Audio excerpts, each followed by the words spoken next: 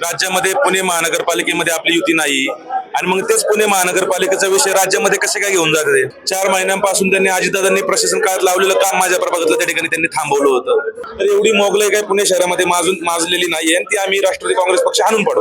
अजितदादा पवार असतील या सर्वांकडनं आजपर्यंत बहुमताच्या जोरावरती कुठली तरी अगदी अमानुषपणे समोरच्यांना एकदम म्हणजे दादागिरीने हे करणं, त्यांचं निधी वर्गीकरण करणं असल्या कुठल्या घटना आजपर्यंत आम्ही केलेल्या नाही. आम्हाला आमचे दिवंगत नेते अजितदादा पवार यांनी पहिल्यापासून एकच शिकवण आहे की पुणे शहराच्या विकासामध्ये कुठल्या पद्धतीचं राजकारण आणायचं नाही. त्यामध्ये राष्ट्रवादी काँग्रेस अजित पवार गटाच्या 2 नगरसेवकांचा, पुणे महानगरपालिकेच्या 2 नगरसेवकांचा निधी जो आहे तो भारतीय जनता पार्टी भाजपाकडून वगळण्यात आलेला आहे. अमोल बालवडकर आणि सुहास टिंगरे जे आहे यांचा निधी वगळण्यात आलेला आहे आणि यामुळे संपूर्ण राष्ट्रवादी पक्ष जो आहे पुणे महानगरपालिकेत आक्रमक झालेला पाहायला मिळाला.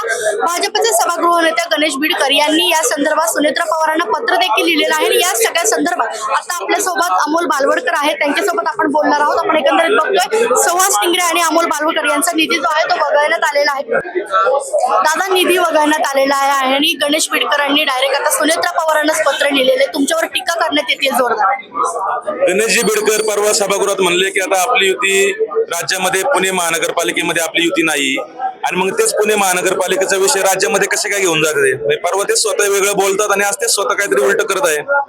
खरं तर भारतीय जनता पक्षाचा अहंकार या ठिकाणी उघडपणे सर्व पुणेकरांना पाहतात आहे. शिवाजी महाराजांच्या स्मारकाचा विषय त्यांनी त्या ठिकाणी बजेट शून्य केलं. 4 महिन्यांपासून त्यांनी अजितदादांनी प्रशासन काळात लावलेलं काम माझ्या प्रभागातलं त्या ठिकाणी त्यांनी थांबवलं होतं. माझं बजेट 4-5 महिन्यापूर्वी त्यांनी शून्य केलं, त्यामुळे सुरुवात त्यांनी केलेली आहे. आणि जर अशा परिस्थितीमध्ये काही विकास कामामध्ये अनियमितता आहे, मी कोणाचं नाव न घेता एखाद्या विकास कामाचा उल्लेख करून जर चौकशीची मागणी केली तर यांना एवढं राग येण्याचं कारण काय आहे?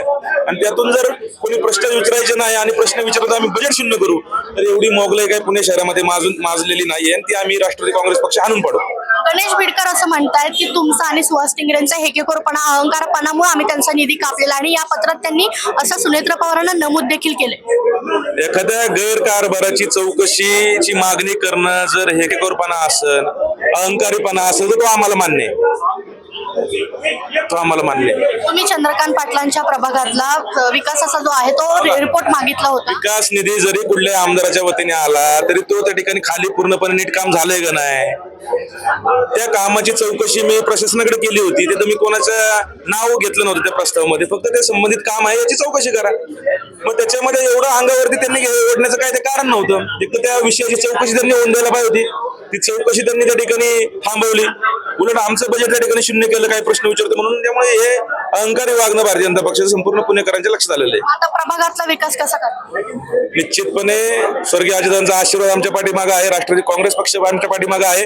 राज्याच्या उपमुख्यमंत्री सुनेत्राबाई पवार असतील, पारदादा पवार असतील यांचा खंबीर पाठिंबा आमच्या पाठीमागे आहे. त्यांच्या मार्गदर्शनाखाली आम्ही काम करू. आज सुनेत्राबाई पुण्यामध्ये आहे, या सगळ्या संदर्भात तुम्ही सुनेत्रा पवारांशी बोललेत, भेटलेत? आमच्या सर्व नेत्यांनी त्या ठिकाणी त्यांच्या कानावर त्या विषय घातले आणि आता आम्ही पण त्यांना भेटण्याचा त्या ठिकाणी प्रयत्न करणार आहे. आपल्यासोबत सुहास टिंगरे देखील आहे, त्यांचा देखील निधी कापलेला, तुमचा देखील निधी कापलेला आहे. भारतीय जनता निधी त्यांनी कालच्या स्थायी समितीमध्ये माझ्या प्रभागात प्रभाग 2D जे आहे त्याचं जवळपास 12 कोटींच्या निधीचं त्या ठिकाणी त्यांनी वर्गीकरण केलं. मग यावेळेस तुम्ही विचारणा नाही केली का? कारण की त्यांचा केली, मी त्या ठरावाला मी विरोध केला, परंतु त्यांच्याकडे बहुमत असल्यामुळे त्याच्यावरती मतदान घेण्यात आलं आणि मतदान त्यांनी त्यांच्याकडे बहुमत असल्यामुळे बहुमताने त्यांनी तो ठराव मान्य केला. तुम्ही म्हणताय बहुमत आहे, मग सभागृहामध्ये भाजपचा हेकेखोरपणा चालतोय का?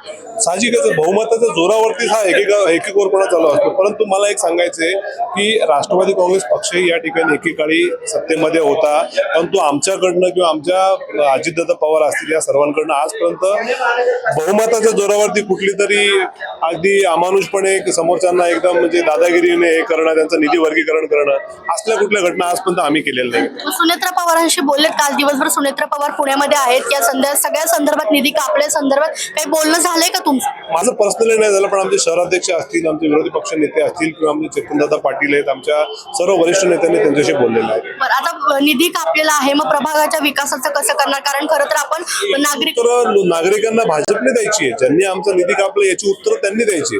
खरं तर हा रडीचा डाव आहे. माझं म्हणणं काय, लोकांनी आम्हाला बहुमताने या ठिकाणी निवडून दिलेलं आहे. आम्ही तुम्हाला ज्यावेळेस बहुमताने तुम्हाला भाजपला सत्तेमध्ये आम्ही मान्य केलं, जनतेचा कौल मान्य केला, परंतु विरोधक म्हणून तुम्ही पण हा कौल मान्य करणं गरजेचं आहे. कारण वैयक्तिक तुम्ही आमचा निधी जो कापताय वैयक्तिक आमच्या कुठल्या सभासदाच्या घरी जाणार नाही, परंतु आमच्यावर विश्वास टाकलेल्या अनेक भगिनी असतील, ज्येष्ठ नागरिक असतील, तरुण असतील, ज्यांच्यासाठी आम्ही इथे काही समाज मंदिरं आहेत, काही बुद्धविहार आहे, काही क्रीडांगणं आहेत, काही योगा हॉल आहे, अशी विविध ड्रेनेजची कामं आहेत, दैनंदिन याच्यामधली कामं असतात, या सगळ्यांचं काही ना काही नियोजन करून ठेवलेलं आहे. आज त्या लोकांनी जायचं कुठे? त्यांना वाऱ्यावर सोडून कसं जमणार? नक्कीच. मात्र राष्ट्रवादी काँग्रेसचे अनेक नगरसेवक सभागृहामध्ये आलेले आहेत, मात्र तुमच्याच दोघांचा निधी कापलेला आहे, तुम्हालाच कुठंतरी टार्गेट केलं जातं. मी याचा प्रश्न काल ज्यावेळेस स्थायी समितीमध्ये माझा ठराव आला त्यावेळेस मी स्थायी समितीचे जे चेअरमन आहेत किंवा ज्या 2 सभासदांनी भाजपच्या माझ्या विरोधात जो ठराव दिला त्यांनाही विचारण्यात आलं की बाबा नक्की याचं काय रिझन आहे की बाबा तुम्ही राष्ट्रवादी काँग्रेस पक्षाच्या नगरसेवकांचा निधी काढून ज्या ठिकाणी भाजपचे नगरसेवक आहेत त्या ठिकाणी आमच्या निधीचं वर्गीकरण कशासाठी केलेलं आहे, परंतु त्याचं समाधानकारक उत्तर ते लोक देऊ शकले नाही. गणेश बिडकर असं देखील म्हणाले आहेत सभागृहामध्ये, युती राज्यात आहे, आपली पुण्यात नाहीये, तर या सगळ्या संदर्भात काय वाटतं? हे आम्ही जवळपास फेब्रुवारीमध्ये ज्यावेळेस या ठिकाणी सत्ता स्थापन झाली त्याच वेळेस आम्ही मान्य केले आणि त्याचंच म्हणून कुठेतरी आमच्याकडे आज विरोधी पक्ष नेता पद आहे ना.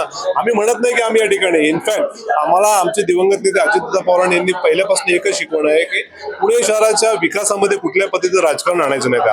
त्यामुळे आम्ही जसं भारत मंडपम असतील किंवा इतरही चांगले ज्यावेळेस कुठले प्रकल्प या ठिकाणी येत असतात तिथं आम्ही विरोधी पक्षाची भूमिका न बजावता त्या ठिकाणी आमच्या लेवलने आम्ही एक फक्त राजकारण न करता आम्ही त्याला चांगल्या पद्धतीने. भाजपला भीती आहे का? कारण भाजपकडून भाजप विकासाचं मॉडेल म्हणलं जातं, मग कुठेतरी ती भीती आहे का की राष्ट्रवादीच्या नगरसेवकांना? विकासाचं मॉडेल तुम्ही जर म्हणताल तर आता सध्याच्या घडीला पुणे शहरामध्ये सध्या रस्त्यांची जी परिस्थिती आहे, ट्रॅफिकची समस्या आहे, याच्यामुळे तुम्हाला अंदाज येईल काय परिस्थिती आहे. एकंदरीत आपण पाहिलं तर भाजप जे आहे, भाजपचा हेकेखोरपणा आहे असं ह्या जे 2 निधी कापलेले नगरसेवक आहे यांच्याकडून आपल्याला सांगण्यात येते. प्रियंका परदेशी, story.com, पुणे.